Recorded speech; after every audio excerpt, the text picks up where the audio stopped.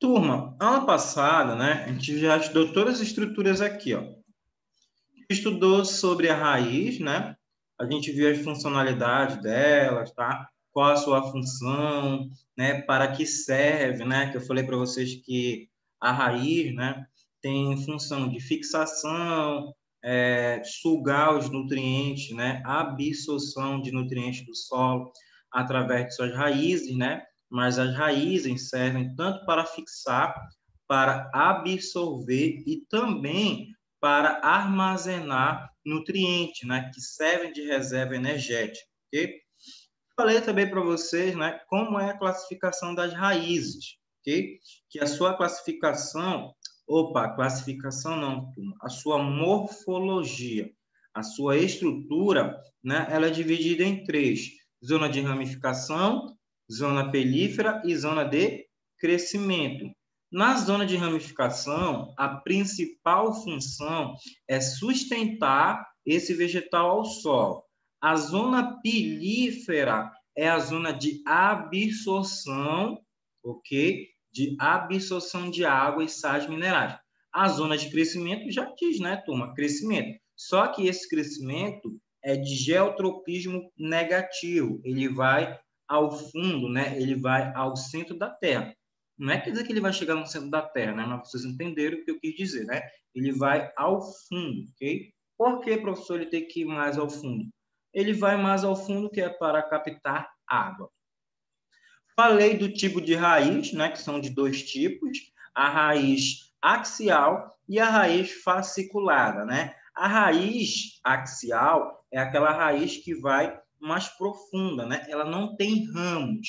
Já a raiz fasciculada, ou também chamada de cabeleireira, é aquela raiz toda ramificada, ok? É aquela raiz do capinzinho, que você consegue arrancá-la com mais facilidade do solo. Agora, uma raiz axial, como ela penetra mais ao fundo, é difícil de arrancá-la, ok? E, pessoal, eu falei também aqui, ó, dos tipos, né, dessas raízes. Eu estou falando um pouquinho mais rápido, porque a gente já estudou essa parte, né? Isso, Clícia, cabeleireira, leila. Isso aí, tá? Tem terrestre, né? Que são subterrâneas, claro, né? As terrestres, turma, fica na terra, né? Tem que ficar abaixo do solo. As aéreas, acima do solo. Aquáticas, no ambiente aquático. Falei aqui também de algumas adaptações, né? Que são raízes tuberosas, tá? Essas raízes tuberosas, elas são importantes porque elas fazem o armazenamento, né? A reserva de nutrientes, que é fundamental para o desenvolvimento do vegetal e principalmente, né, para a nutrição dos animais, né? Para a nutrição dos seres vivos, né? Porque é rico em vitaminas, né? Rico em açúcares, né? Carboidrato. Então, isso faz com que haja, né, a nutrição dos seres vivos, tá? Então, raízes tuberosas são aquelas que vão reservar, vão guardar energia, né? Como exemplo aqui, cenoura, mandioca, batata doce, beterraba, né? E ainda aqui adaptações, falei raízes escoras. Essas raízes escoras, elas servem para a sustentação do vegetal. Então, tá? Essa raiz escora ela vai sustentar, né? Você tem o caule principal, o tronco principal, e a partir dele há, né, a ramificação de raízes de suporte que fixam, principalmente aqui, turma, em ambiente aquático, né? Em ambiente onde há inundações periódicas, né? Metade do ano no fundo, metade do ano, né, na parte seca, ok? Falei também para vocês de raízes pneumatóforas. Raízes pneumatóforas são aquelas raízes que ramificações dela vão para cima, tá? Para cima do nível da água. Porque se ficar para baixo, haverá, né, dificuldade para a troca gasosa. Como ele já diz aqui, ó, raízes pneumatóforas. As raízes pneumatóforas são importantes para a respiração. Okay? Então, elas fazem a troca gasosa, né, com o ambiente. Por isso que elas têm essas ramificações, elas são mais altas, né? Elas saem do solo e vêm para cima para sair da água e ocorrer a troca gasosa. Falei de raízes sugadoras, que são raízes parasitas, que elas vão parasitar outras plantas, roubando seus nutrientes, né? Tanto água como também os açúcares, tá? Raízes tabulares, que também são raízes de suporte, né? Só que essas raízes tabulares, diferentemente das raízes de suporte, ó, a de suporte são pequenas ramificações. E essas raízes de suporte, as suas árvores, elas são pequenas, elas são de médio porte. Já, turma, as raízes tabulares têm que suportar, né, árvores de grande tamanho. Por exemplo, aqui, ó, a sumaúma, que eu falei para vocês que tem lá no Araxá, né? Na frente, acho que é do Ministério Público ou Defensoria, mas acho que é do Ministério Público lá, né? Lá no Araxá, ali, no final da orla. Okay? Então, essas raízes, elas servem para suportar o tamanho grande, né, desses vegetais. Raízes estranguladoras, né? São aquelas que dão um abraço, né? Fica estrangulando esse vegetal, ok? Também considerado plantas parasitas, porque elas podem fazer com que aquela planta que ela está parasitando venha a morrer. Raízes grampiformes, né? São raízes de fixação de forma, né, trepadeira, são aquelas que grudam, né? A sua raiz fica grudada, né? E de difícil retirada, né? Mas você consegue puxar e consegue tirar. Só que as raízes grampiformes, elas não roubam nutrientes, tá, turma? Elas só ficam lá grudadinhas, sem trazer prejuízo para aquele vegetal. Falei para você também de ontem, né, sobre o caule. E o caule, né, a sua principal função é suporte para as folhas, flores e fruto, tá? Então, qual é o caule? Aquela estrutura central, aonde irá se ramificar folhas, flores e fruto. Então, o caule, ele sustenta folhas, flores e fruto. Condução de seiva, tanto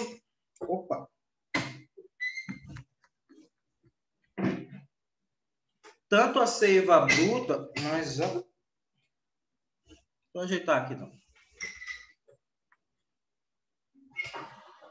Tanto a seiva bruta quanto a seiva elaborada, ok? Então, ele vai fazer esse transporte dos nutrientes, né? Das folhas para o caule, do caule para as raízes, né? E da raiz para o caule e para as folhas. O caule também serve como reserva energética. Não, é uma cadeira que eu estou aqui, então estava doendo a minha costa, estava sentado tudo errado, estava meio que jogadão, né? Então aí sentar direito, estava puxando a mesa mais para frente, parecia, né? Um cavalo. Ah, ó. Então aqui, né, serve para condição de seiva e reserva energética, né? Como, por exemplo, lá o alho, cebola, né, que a gente viu. E o caule, né, pessoal, ele tem gemas, nós entre nós, tá? São características presentes no caule. E quais são os tipos de caule que a gente viu também? Tipos aéreos, né, subterrâneos e aquáticos. Nos aéreos, eu tenho o tronco. Por que aéreo, professor? É porque ele está fora, né, do ambiente terrestre. Ele não está de forma subterrânea, e sim para cima do solo. Eu tenho estipe. Estipe são aquele que tem vários nódulos, né? Tem ramificações, dobraduras, né? Que eu falei, até quem coloca peconha consegue subir. Um exemplo, coqueiro, pupunha, né? Pupunheira, açaí, tá? Então, estipe, né? Que tem essas ramificações nele, né? Como, pessoal? Há dois tipos de como. Aqueles que são ocos e aqueles que são cheios. Aqueles que são ocos, né? Ocos, ele só tem ar por dentro dele, como é o bambu, né? Bem forte e flexível também. E a cana-de-açúcar, né? Ela já diz presença, né, de glicose e frutose dentro dela, então ela está cheia de estrutura. Okay? Arte, pessoal, né? As artes são caules maleáveis, né? São caules flexíveis, da onde há ramificações de frutos, né, e flores. Cladóleo, né, são caules que têm função de armazenar determinados nutrientes. Por exemplo, aqui, ó, caules de ambiente mais ou menos desértico, tá? Caules de ambiente desértico, eles fazem o armazenamento, né, de água, por exemplo, para sustentar e a sobrevivência desse vegetal. Estolho, pessoal, são aqueles caules que são caules rastejantes, tá? São caules que estão próximos ao solo, morango, melancia, ok? Caules aéreos trepadores são aqueles que se enrolam em outros caules de outras plantas, ou então, né, são de formas grampiformes, se ligam à parede e vão subindo, né, vão escalando a parede. O seu caule gruda na parede. Rizoma são caules que estão abaixo, né, estão no subsolo, são subterrâneos, eles vão para baixo da terra, depois eles acabam saindo também. Caules, pessoal, de forma de bulbo, tá? São de reserva, né? Energética, por exemplo, aqui, ó, a cebola, o alho, né? Então, eles acabam criando ramificações, ok? E também de reserva energética. Tubérculos também de reserva energética aqui, ó, né? Os bulbos, né? Vocês vão ter essas ramificações, vocês vão ter camadas, né? Que vão formar essas estruturas. Tubérculos, né? Reserva energética, o inhame e a batata inglesa são os mais conhecidos. Caules aquáticos são aqueles caules né, que estão no ambiente aquático, né, estão na água, ok? A única diferença aqui é da Vitória Régia, que seu caule, né, ele é de forma rizoma. Mesmo no ambiente aquático, o caule dele está no fundo, né, da terra, ok? Aí depois tem uma arte que liga a folha. Modificações no caule, né? Tem espinho, que serve para proteção, né? Contra determinados predadores, né? Contra determinados herbívoros. Gavinhas, que servem para suporte, tá? De determinado fruto, determinada folha, ok? E chegamos na aula de hoje, que vai falar sobre as folhas, né? Que eu falei para vocês na página 241. Eu falei mais rápido os dois assuntos, porque eu já tinha explicado em vídeos anteriores, ok? Agora a gente vai entrar aqui no assunto de hoje, ok? Que a gente vai falar sobre a folha, tá? Aí, professor, o que vai faltar para terminar os vegetais? Só a flor, ok? Ó, falamos da raiz, falamos do caule, vamos falar agora da folha e vai faltar somente a flor. Professor, Oi? vai ter atividade hoje? Vai entregar segunda-feira. De hoje até segunda-feira. Beleza? Ah, professor, e o que vai Sim. cair na prova para mim aqui? Turma, vai cair bastante sobre flores. Tá? Estrutura das flores, que é um dos próximos assuntos. Ah, vai cair de raiz? Acho que de raiz vai ter 2 questões só. Mas sobre flores vai ter bastante, tá? Principalmente porque a formação do fruto, né? A questão reprodutora, né? E polinização. Que a gente vai estudar na aula de segunda-feira, que eu vou gravar para vocês, tá? E terça-feira que vem a gente tem Zoom, tá? Função, turma. Qual é a função da folha? Tá? A principal função aqui, ó, é a realização do processo fotossintético. Tá, turma? Como assim, professor? Realizar o processo fotossintético? A fotossíntese. Tá? O que a folha vai captar aqui, pessoal? Ela vai captar, né, a luz, né? Vai captar mais o que aqui, turma? Aonde, né? Vai captar também aqui, ó, o CO2, ok? Para produzir o quê? Aqui, ó. Glicose e amido, né? Então, ó, a principal importância da fotossíntese é a captação de energia luminosa de CO2, tá? E, pessoal, quem é que realiza esse processo fotossintético aqui? Essa captação de luz e CO2? Uma estrutura chamada clorofila, que está presente lá no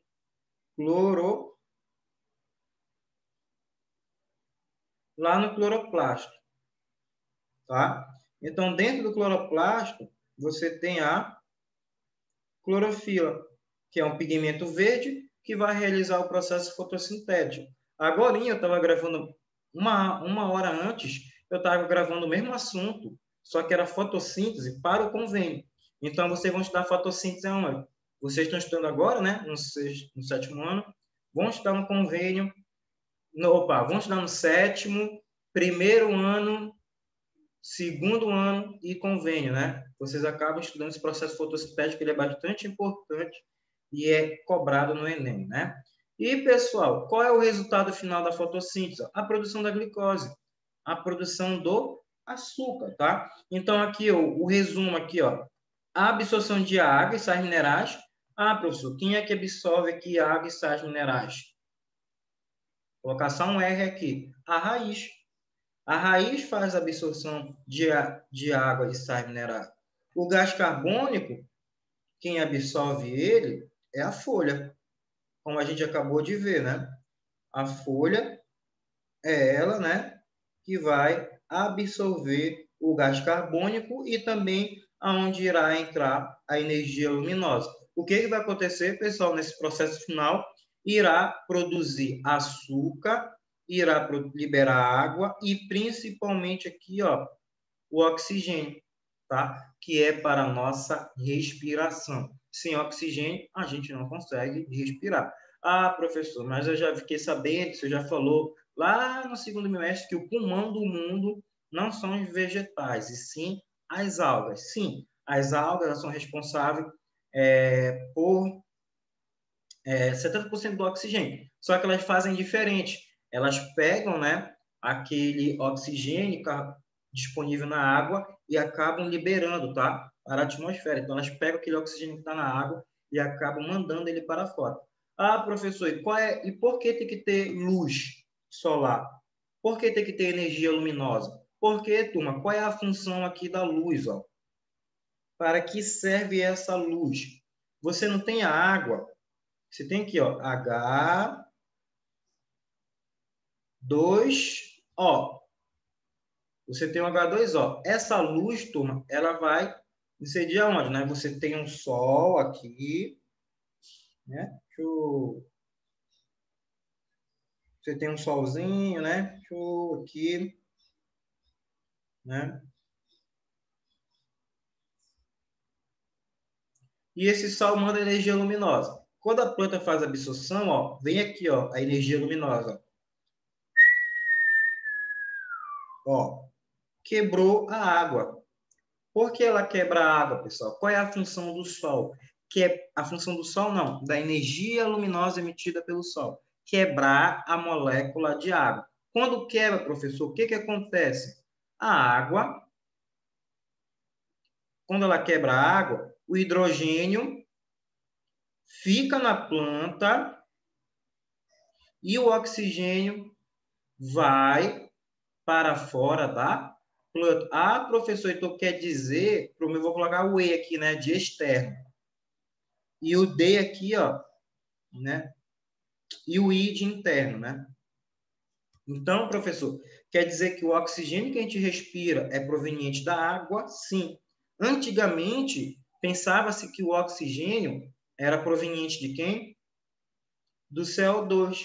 Mas colocaram, né, estruturas radioativas, tanto no carbono como na água, que era para verificar de onde vinha o oxigênio. Aí, através desse mapeamento radioativo nessas estruturas, verificaram que o oxigênio que a gente respira vem da água. Então, a água é vida, né? Além de ser vital, né, para nossas reações metabólicas, funcionamento do nosso corpo, ainda faz com que libere oxigênio para nós respirar, ok? Então, por isso, turma, que é importante a captação de energia luminosa pela planta. Se você tiver uma plantinha, né, que vai ser uma aula prática de vocês vão cultivar uma plantinha, ok? É valendo 5 pontos. É no fim semana que vem, se não me engano também. É por uma semana que vocês vão ter que cultivá-la. Se você pegar essa sua plantinha, colocar ela na sombra o dia todo, só regando, ela vai germinar, turma? Ela vai crescer? Fiz uma pergunta. Não, Precisa ficar no sol. Mas você tem que deixar ela diretamente desde de manhã, desde 7 horas da manhã até 5 horas da tarde no sol. não. Por quê?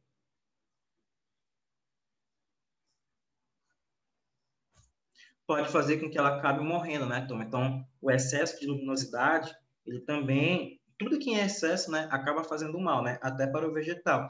Então, excesso de luz solar pode ser prejudicial, tá? Porque vai aumentar a temperatura e esse vegetal pode perder água, né? Pode desidratar, ok? E ainda aqui a folha, pessoal, ela também faz o processo de respiração, ó, que é o consumo de glicose e oxigênio. Para quê? Para ela liberar energia. Então, professor, então quer dizer que os vegetais também fazem respiração? Sim, o vegetal, ele respira. Quando é que ele faz isso, professor? Geralmente mais à noite, tá? É à noite que ele faz o processo de respiração. A fotossíntese, ela ocorre de dia e a respiração, professor, à noite. Mas a respiração, turma, ela pode acontecer 24 horas, tá? A respiração do vegetal Clícia, o açaí tá caro, né? As batedeiras de açaí vão fazer greve, viu? Mas bora voltar para cá, ó.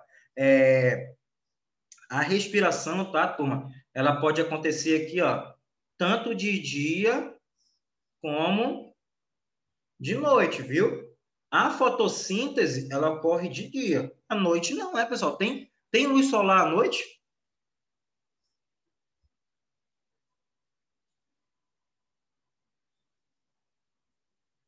Fiz uma pergunta. Tio? Oi? Mas tem luz lunar, mas não sei. Não entendi. O seu áudio ficou baixo. Não, não tem. Luz solar de noite não tem. Então não tem como ela fazer, né? E, pessoal, também, né, a planta faz o processo de transpiração, igual nós, perde água para o meio. Como é que ela faz, pessoal? Ela elimina o vapor através dos seus estômatos, tá? São pequenas estruturas que regulam, tá? São pequenas estruturas que vão regular a entrada e a saída, tá, da planta. Por exemplo, a planta faz o processo de evapotranspiração. Vocês estudaram lá no 6º ano ciclo da água, o processo de evapotranspiração, que é fundamental, né, para mandar vapor de água, para mandar água para a atmosfera, para que ocorra chuva, tá? Então, esse processo de evapotranspiração do vegetal, ele é importante. Por exemplo, a planta, a Amazônia, o pessoal fala que ela é uma planta escassa. O que ela produz para ela, ela produz para ela. Até a chuva ela produz para ela. Por quê? Ela perde água pela sua transpiração. O vapor de água vai para as nuvens. Quando condensa, né, passa do estado gasoso para o líquido e cai em forma de água, né? Então, os vegetais, turma, são bastante inteligentes. Lembra que eu falei para vocês, quando você passa uma calçada, né, e fecha o vegetal lá, aquela árvore com cimento, né, concreto, lajota, o que aquela planta vai fazer? Mandar suas raízes de ramificações para cima, para quebrar toda aquela lajota, todo aquele piso, todo aquele concreto, para que a água infiltre. Então, você pensa que os vegetais, né, não têm capacidade, né, mas eles têm. Os vegetais são bastante inteligentes. E aqui, pessoal, os estômatos, né, são estruturas presentes nas folhas, né, que permitem a troca gasosa e a eliminação de água. Oi? Fala que eu te ouço. Quando eu levanto a mão aqui, tá aparecendo no meu? Sim, aparece. Aqui ou tá aparecendo do Enzo? Porque quando eu levanto a mão, tá aparecendo do Enzo. Não tá aparecendo no meu. Não, aparece aqui na minha tela para mim que tu tá levantando a mão. Na verdade, mas no meu tá aparecendo o Enzo que tá levantando a mão. Não, aqui aparece que foi você. Sendo que... tá ok. Deixa. Ó, João Vitor, também, ó, apareceu o João Vitor aqui agora. Tá? Então, pessoal, o estômago, né, ele vai regular, ó, a troca gasosa e também a eliminação de água. E, pessoal, a estrutura, né, de uma folha. Como é a estrutura? Eu tenho 3 componentes. Eu tenho o pecíolo, eu tenho o limbo e eu tenho a bainha. Qual a função da bainha, pessoal? É ligá-la ao caule. Tá?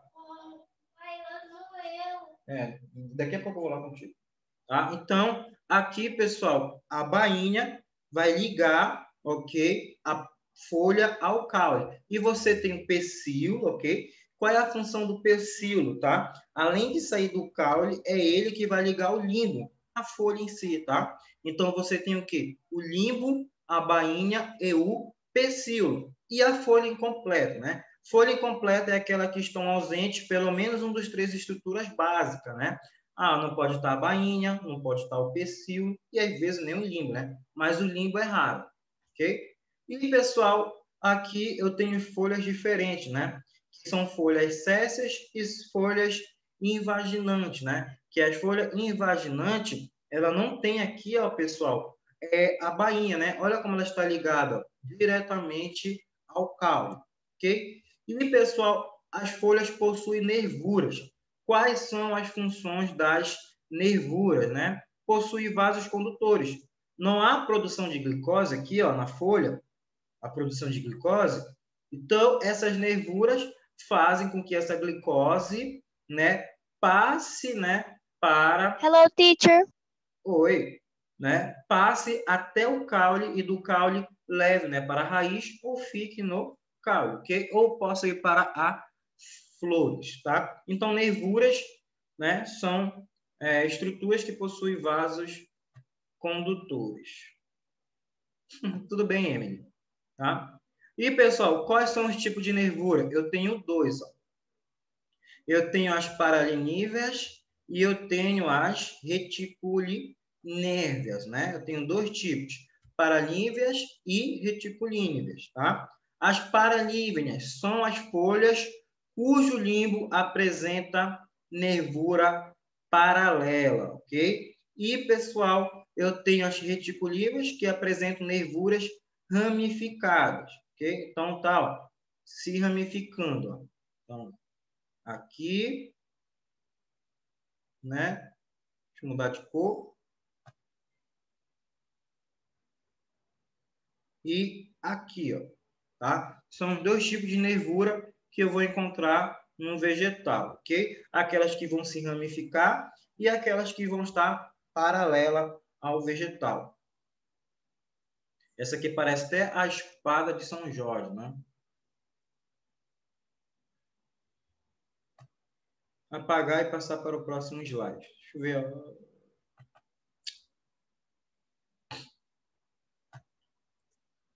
Aqui, pessoal, são modificações, ok, que ocorrem nas folhas, tá? Vocês têm as brácteas, tá? Por exemplo, a flor de papagaio, né? A primavera, olha como ela é amostrada, tá? São folhas, tá, pessoal, que têm modificações, que elas parecem flores, tá? Mas elas não são flores, elas mudam, tá? São folhas que ocorreram pequenas modificações nela, tá? E servem, turma, para atração, tá? Vai atrair também agentes polinizadores, tá? Outra modificação, espinho. Qual é a função do espinho? Evitar, ó, a perda de água, principalmente, pessoal, em ambientes quentes, né? Ambiente onde a intensidade luminosa, o calor lá é muito grande, tá? Então, ocorre aqui, tornando, né, não tão impermeável, né, mas fazendo com que não perca água. Então, pessoal, por exemplo, um cacto, quando você vê o espinho do cacto, na verdade, são folhas. Folhas que se modificaram para evitar a perda de água. O cacto, turma, ele vive em ambiente seco, né, ambiente árido, né, ambiente desértico, né, cerrado, né, savana. Então, lá são ambientes bastante quentes, né, ambientes onde não tem quantidade de água, muita quantidade de água. E a água que ele consegue absorver, se ele tivesse folhas, ele iria perder para o meio, fazendo com que ele viesse a morrer, tá? Então, esses espinhos são adaptações para a sobrevivência do vegetal. E aqui, pessoal, plantas carnívoras, né? São modificações aonde, né, vai produzir determinadas substâncias, elas vão se fechar e lá vai liberar essas enzimas e essas enzimas vão degradar determinados insetos. Ah, professor, uma planta carnívora pode não matar? Não, a gente não, né? Não é aqueles filmes de terror lá que vem a era venenosa, né? A planta lá vai devorar, não. Geralmente aqui, pessoal, é insetos, né? Aracnídeos, mais isso que ela vai eliminar, ok? Mas pode ter algumas toxinas que podem fazer mal para nós. Ó, plantas insetívoras, né? Existem algumas espécies de plantas que conseguem digerir animais e usá-los como fonte de alimento. Embora sejam capazes de fazer fotossíntese, uma dessas plantas é a chamada papa-mosca, né? Em geral, essas plantas são encontradas em terrenos encharcados e muitos pobres em compostos de nitrogênios, essenciais para o desenvolvimento de qualquer vegetal. Os animais aprisionados e digeridos pela planta insetívoras servem como fonte de nitrogênio, potássio e fósforo. Dessa forma, a planta consegue compensar a falta desses minerais no solo onde vive. Então, só a realização do processo fotossintético não é suficiente para uma planta carnívora. Então, ela precisa de nitrogênio, ela precisa de fósforo, ela precisa de ferro. Da onde ela tira esses sais minerais? Do solo. Só como o solo é pobre, ela precisa, né, fazer a digestão de determinados insetos, ok? Para que ela consiga, né, esses elementos essenciais para o seu desenvolvimento. Beleza, turma? Era aqui que eu tinha que falar para vocês sobre a folha, né? Aula que vem eu vou encerrar a parte dos vegetais. Vou passar para vocês uma apostila também com exercício. E essa apostila, né, guardem ela no seu computador, notebook, porque vai ter questões semelhantes dela que vai cair na avaliação. Então, a avaliação de vocês não vai estar dificultada, né? Não vou dificultar. Vai ter lá umas 12 questões. Dessas 12, até 6 podem aparecer. Olha aí, ó, só a Luísa apareceu. Hello, Luísa. Bom te ver, hein? Vamos lá, pessoal, bater o print, né? Fazer a frequência da aula.